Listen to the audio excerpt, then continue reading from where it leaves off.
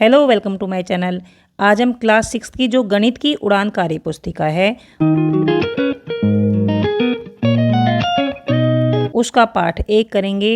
अपनी संख्याओं की जानकारी एवं पूर्ण संख्याएं, मतलब संख्याओं के बारे में कुछ जानकारी लेंगे और पूर्ण संख्याएं क्या होती हैं उसके बारे में भी हम इसमें सीखेंगे। तो चलिए शुरू करते हैं।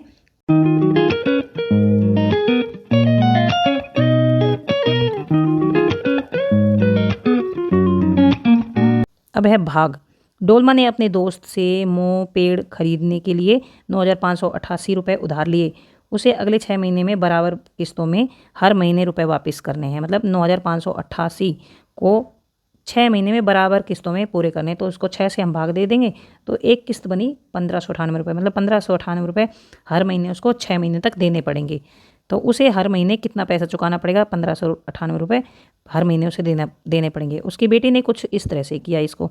तो ये 9,588 है तो 6 से इसको भाग दिया। तो देखिए भाग नहीं है, ये भाग की विधि नहीं है, लेकिन इस तरह से उसने किया। तो 6 कर दिया, 6 मतलब 500 नोट जब देते हैं तो इस हिसाब से कर दिया। 6 5 30, 3,000 ले लिया। फिर इसमें से ये बचा, उसमें से 3,000 घटा दिया।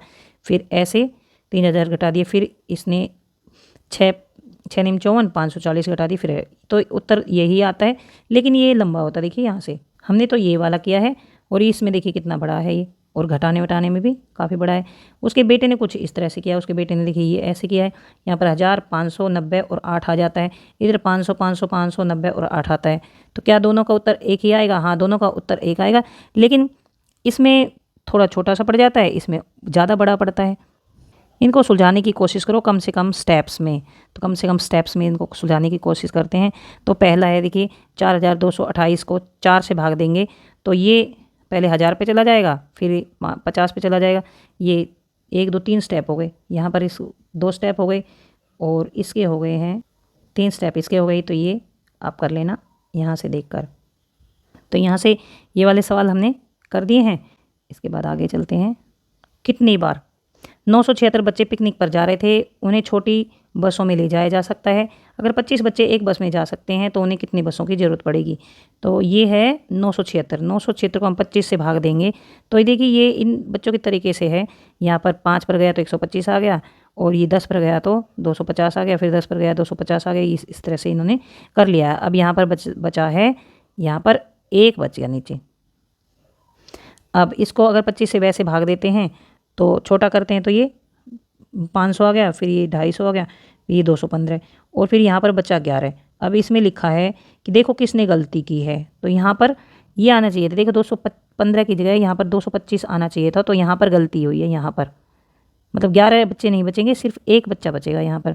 और ये सही है, इसने सही किया है, इसने गलत किया है। हमें 38 बस चाहिए। यहाँ पर आ गया 5 5 और 10 और 10 और 10 और 4, तो ये हो गया 39। 5 10 10 10 20 30, 5 35 और 4 39। ये बोलता है कि हमें 38 बस चाहिए, और इसमें ये बोलता है कि हमें 40 बसें चाहिएंगी। तो देखिए यहाँ पर एक बच्चा बच जाता है, मतलब हमें बस चाहिए 39 बसें चाहिएंगी। तो इसने बोला हमें 38 बसें चाहिए, तो इसने तो ये गलती की है कि 38 बोल दिया है, क्योंकि 39 बसें चाहिएंगी। और यहाँ पर ये बोलता है कि 40 बसें चाहिएंगी, क्योंकि एक बच्चा यहाँ पर बच गया है। 39 बसें भर गई हैं और एक बच्चा बच गया है। तो ऐसा हो सकता है अगर इस एक बच्चे को यहीं पर एडजस्ट कर लें तो 39 बस चाहिएंगी। अगर एक बच्चे के लिए अलग ही बस ले जाएंगे तो फिर 40 बसें चाहिएंगी। फिर ये ठीक है। तो इसने तो यहाँ पर 38 लिखने की गलती करी है, और इसने यहाँ पर ये गलतियाँ की हैं। बाल दिवस। आज बच्चे बहुत खुश हैं, वे बाल दिवस मना रहे हैं। स्कूल की ओर से हर छात्रा को 4 रंगीन पेंसिलें दी जाएंगी। स्कूल ने 969 पेंसिलें बांटने के लिए मंगवाई हैं। यह पता लगाने के लिए कि कितने बच्चों को पेंसिलें मिलेंगी, अध्यापकों ने छात्रों से हिसाब लगाने को कहा। तो ये देखिए 969 को उसने 4 से भाग दिया, क्योंकि यहाँ 4 पेंसिलें दी जाएंगी एक बच्चे को। तो 969 पेंसिलें हैं। अब इसको भाग देंगे। यहाँ 560 बचा, इधर 400, इधर 100 पे गया, फिर ये 400 100 पे गया, तो फिर 440 पे गया, तो फिर 160 और 2 पर गया तो 8। तो यहाँ पर फिर इसके पास बचेगी एक पेंसिल। मतलब 100 200 और 240 242 242 बच्चों को पेंसिलें बच जाएंगी और एक पेंसिल बच जाएगी। इसी तरह इसने ऐसे भाग दिया है तो श्रीनी का ये तरीका है, ईरू का तो ये तरीका है और श्रीनी का ये तरीका है। इसमें भी एक पेंसिल बच जाएगी और 242 बच्चों को बट जाएंगी। मैंने बहुत अभ्यास के बाद वह सीखा। इसमें तुम्हें बहुत कुछ याद रखना पड़ेगा। शिवांगी का तरीका ये है, ये देखिए शिवांगी का तरीका ये है, 4 दूनी 8 और फिर ये यहाँ पर नीचे उतार लिया, ये 16 बन गया, 4 चौक 16, फिर ये 16 आ गया, फिर यहाँ पर 4 दूनी 8।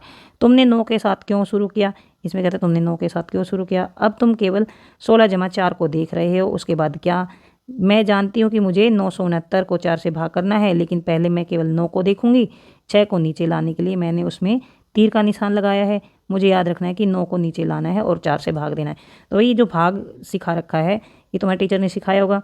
और इसमें हम ऐसे करते हैं, यहाँ पर ये 9 है तो हम देखेंगे 4 का पहाड़ा पढ़ेंगे। 4 का पहाड़ा 9 से, मतलब जो उत्तर आएगा वो 9 से ज़्यादा नहीं जाना चाहिए। 4 दूनी 8, 4 तीय 12 नहीं लिखेंगे, 4 दूनी 8 लिखेंगे। तो हमने यहाँ पर 8 लिख दिया, यहाँ पर घटा किया तो 1 बच गया।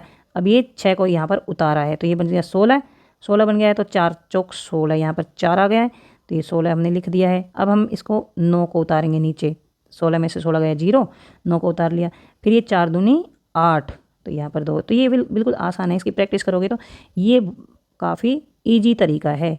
मतलब इसको भाग बोलते हैं, भाग करने का तरीका। सबसे अच्छी कहानी बनाओ।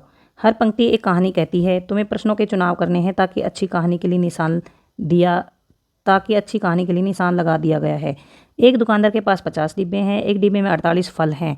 नीचे दिए गए प्रश्नों में से उस प्रश्न का सही का निशान लगाओ जो ऊपर लिखी समस्या से मेल खाता हो। मतलब एक दुकानदार के पास 50 डिब्बे हैं और एक डिब्बे में 48 फल हैं। दुकानदार को कुल मिलाकर कितने पैसे देने पड़ेंगे, ये प्रश्न दे रखा है और ये 3 ऑप्शन दे रखे हैं। इन 3 ऑप्शन में हमें सही जो ऑप्शन है वो छांटना है। तो देखिए ये पूछ रहा है कि एक 50 डिब्बे हैं एक दुकानदार के पास और एक डिब्बे में 48 फल हैं, तो दुकानदार को कुल मिलाकर कितने पैसे देने पड़ेंगे। तो पैसे के यहाँ पर कोई बात ही नहीं हुई है, कुल मिलाकर कितने फल हैं तो ये ठीक है। तो हमने 50 गुना 48 लिख दिया, तो यहाँ पर ये सही है। कितने और डिब्बों की ज़रूरत पड़ेगी, तो यहाँ पर कुछ बचा नहीं है, और डिब्बों की ज़रूरत क्या पड़ेगी इससे रिलेटेड नहीं है। तो बताओ क्यों और कै और गै अच्छे प्रश्न नहीं होंगे, बताओ क्यों। तो कै और गै प्रश्न दी गई जानकारी पर आधारित नहीं है या समस्या से मेल नहीं खाते, ही हमने लिख दिए हैं।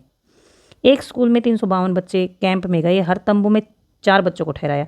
हर तंबू में कितने बच्चे ठहरेंगे, ये तो पहले ही लिख रखा है, हर तंबू में 4 बच्चों को ठहराया।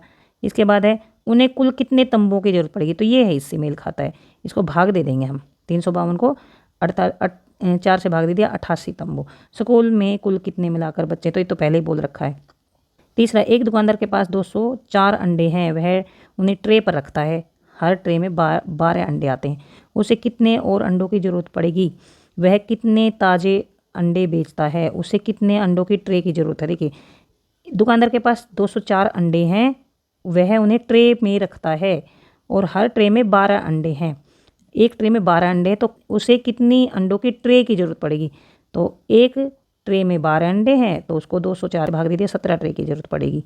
अब ये बनाओ 100 को इन संख्या में जमा घटाओ गुणा भाग लगाओ और 100 बनाओ। तो देखिए यहाँ से हमने शुरू किया है, ये आप लिखना 1 गुना 2 गुना 3 गुना 4 गुना 5 और घटा का निशान 6, मतलब यहाँ पर ब्रैकेट है, 6 और 9 को इस तरह से जोड़ दिया है। और फिर ये इनको गुना करने के बाद 120 आता है, इसमें से इनका जोड़ 30 आता है और उसमें फिर जोड़ दिया है। तो देखिए ये आ गया 120 घटा 30, 90 बच गया और उसमें 10 जोड़ देंगे तो ये 100 आ गया है। छुटी हुई संख्या लिखें, तो ये 2 6 3 8 और यहाँ 2 और 12 और यहाँ पर देखिए ये ऐसे लिख रखा है। तो यहाँ देखिए हम करते हैं ऐसे, जैसे 2 तिये यहाँ 6 आ गया और 2 चौक यहाँ पर 8 आ गया। यहाँ 2 लिख रखा है तो यहाँ 4 आना चाहिए और 4 आएगा तो 4 तिये 12 आ जाएगा यहाँ पर।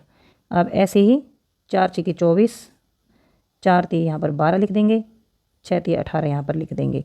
इस तरह 9 दूनी 18 आ गया और 9 पाँचे 45 आ गया, 2 पाँचे 10 आ गया। समझें और करें, ये 12 है तो 12 को 6 गुना लिख दिया, 12 गुना 1 लिख दिया, 3 गुना 4 और ये इसके गुणनखंड लिख दिए। इसी तरह से 20 के लिखेंगे, 4 पाँचे 20, 1 गुना 20, 5 चौक 20, 10 दूनी 20 और 2 ढाई 20। ऐसे 36 को 6 गुना 6, 12 36, 18 दूनी 36, 9 चौक 36 और 36 एकम 36। इस तरह से 40 को लिखेंगे, 10 चौक 40, 5 अट्ठे 40, 4 दाई 40, 8 5 40, 20 दूनी 40, ऐसे 16 का लिखेंगे। 2 8 16, 8 दूनी 16, 4 चौक 16, 16 एकम 16 और 1 गुना 16। सोचिए और लिखिए, सोचिए और लिखिए। रोहित रोज दूध और फल व सब्जियां पर इतना खर्च कर देता है।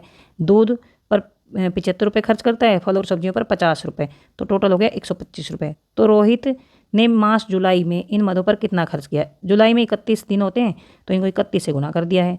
तो उत्तर हमारा आ गया है 5, 7, 8 और 3, 3,875 रुपये उसने खर्च कर दिए हैं। जतिन एक दिन में 580 कदम चलता है, तो वह सप्ताह में औसतन कितने कदम चलेगा। तो 580 को 7 से गुना कर दिया, इतने कदम चलेगा।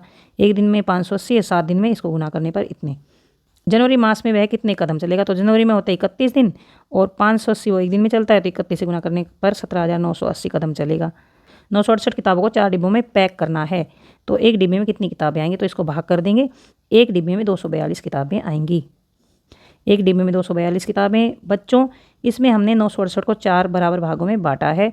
625 बच्चे पिकनिक पर जा रहे हैं। अगर 25 बच्चे एक बस में जा सकते हैं, तो उनके लिए कितनी बसों की ज़रूरत पड़ेगी। तो 625 को 25 से भाग देंगे, तो 25 बसों की ज़रूरत पड़ेगी। संख्याओं पर आधारित गतिविधि। अध्यापक, मेरे पास कुछ कंचे हैं, क्या आप गिन कर बता सकते हैं ये कितने कंचे हैं।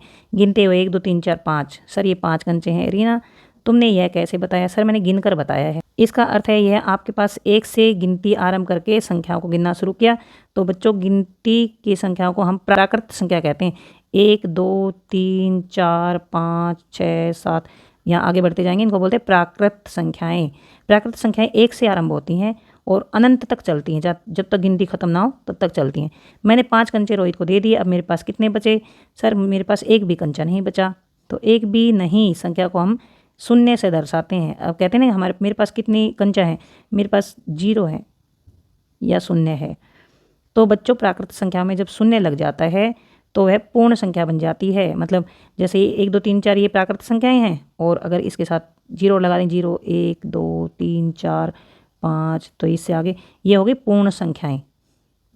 किसी भी प्राकृत संख्या में अगर 1 जोड़ दें तो हम अगली प्राकृत संख्या प्राप्त करते हैं। जैसे 16 में 1 जोड़ दिया 17, तो ये जो अगली होती है ये होती है परवर्ती संख्या। जैसे 5 की प्रवृत्ति 6, 6 की प्रवृत्ति 7, 7 की प्रवृत्ति 8, तो 24 की प्रवृत्ति 25 होगी। इसी प्रकार यदि संख्या में से हम एक कम कर दें तो वो उसकी पूर्ववर्ती संख्या है। पूर्व का मतलब पहले, और पूर्ववर्ती का मतलब पहले आने वाली। 13 की पूर्ववर्ती 13 घटा में 1 12, 28 की पूर्ववर्ती 28 घटा 1 27। और क्या प्राकृत संख्या 1 का पूर्ववर्ती है। 1 में से 1 घटाएंगे तो 0, तो 1 का पूर्ववर्ती हुआ 0, क्यों 1 से पहले 0 आता है। क्या पूर्ण संख्या 0 का पूर्ववर्ती है। 0 का पूर्ववर्ती मतलब 0 में से घटाएंगे 1 तो घटा 1 आ जाता है। प्राकृतिक संख्याओं के संग्रह में हम शून्य को एक पूर्ववर्ती संख्या के रूप में सम्मिलित करते हैं। प्राकृतिक संख्याएं शून्य के साथ मिलकर पूर्ण संख्याओं का संग्रह बनाती है। मतलब प्राकृत संख्याओं में शून्य को 1 का पूर्ववर्ती माना जाता है, और शून्य को प्राकृत संख्या के साथ मिला देते हैं तो पूर्ण संख्याएं बनती हैं। बच्चों, हम जब कोई संख्या लिखते हैं तो हम उसमें केवल 0 1 2 3 4 5 6 7 8 9 अंकों का ही प्रयोग करते हैं, कितनी भी बड़ी या कितनी भी छोटी संख्या बनाने के लिए। बच्चों, यदि हम इन संख्याओं को ध्यान से देखें तो क्या हमें कोई प्रतिरूप या पैटर्न मिलता है। तो हमें मिलता है कि 0 में 1 जोड़ने पर 1 आ गया, 1 में 1 जोड़ने पर 2 आ गया, फिर 2 में 1 जोड़ने पर 3 आ गया, 3 में 1 जोड़ने पर 4, फिर 4 में 5, 5 में 6, इस तरह से। अगर हम इसी तरह का पैटर्न ले तो बच्चों इसमें आप क्या देख रहे हैं। तो इसमें देखिए, एक में 1 और सेब जोड़ा 2 बन गए, फिर 2 में 1 जोड़ा 3 4 5 6 7 8 9, इस तरह से यहाँ पर सेबों की संख्या हर बार एक एक अधिक होती जाती है और सीधे हाथ की तरफ बढ़ती जाती है, और उल्टे हाथ की तरफ एक एक संख्या घटती जाती है। अगर इस तरफ करेंगे तो ये घटती जाएगी, और इस तरफ करेंगे तो ये बढ़ती जाती है। बच्चे, तो ये जो उत्तर लिखा था ये यहाँ पर आ जाए, यहाँ पर लिख देंगे ये उत्तर। बच्चों, इसमें हम देख सकते हैं कि प्रतिरूप में संख्याएं बाएं से दाएं ओर जाती हुई बढ़ रही हैं, और ऐसे ही दाएं से बाएं ओर आते हुए घट रही हैं। तो इससे जैसे बढ़ते हुए छोटे से अगर बड़े की तरफ जाते हैं तो बढ़ता हुआ क्रम होता है, बड़े से छोटे की तरफ आते हैं तो घटता हुआ क्रम होता है। इसी पैटर्न पर आधारित संख्याएं संख्या पर दर्शाई जाती हैं तो उसे संख्या रेखा कहते हैं। अगर ये संख्याएं अगर रेखा पर दर्शाई जाएं तो उस रेखा को संख्या रेखा बोला जाता है। इसमें बाएं से दाएं ओर संख्याएं बढ़ती जाती हैं और दाएं से बाईं ओर घटती जाती हैं। जैसे ये एक संख्या रेखा है, यहाँ पर 0 है, ये 0 है, 1 2 3 4, तो देखिए दाएं तरफ जाएंगे तो ये बढ़ रही है, और अगर हम यहाँ पर बायां है, ये बाएं तरफ आते हैं तो ये घट रही है, तो ये घटता क्रम हो गया। इसमें हमने इस प्रतिरूप में 1 अंक वाली संख्याएं ली थी, जबकि संख्या रेखा पर संख्याएं अनंत तक जाती हैं, या 9 तक नहीं जाती, 9 के आगे 10 11 12 ऐसे भी जा सकती हैं, और घटते क्रम में भी यहाँ पर भी इधर भी जाती हैं, वो हम अगली कक्षा में पढ़ेंगे। तो यहाँ तक वीडियो ख़त्म होता है, पूरा पाठ ख़त्म होता है और ये वीडियो ख़त्म होता है। अगर आपको समझ आ गया है तो चैनल को सब्सक्राइब करें, अपने दोस्तों को शेयर करें, लाइक करें। कुछ समझ नहीं आया है तो कमेंट बॉक्स में लिखकर पूछ सकते हैं। Thanks for watching.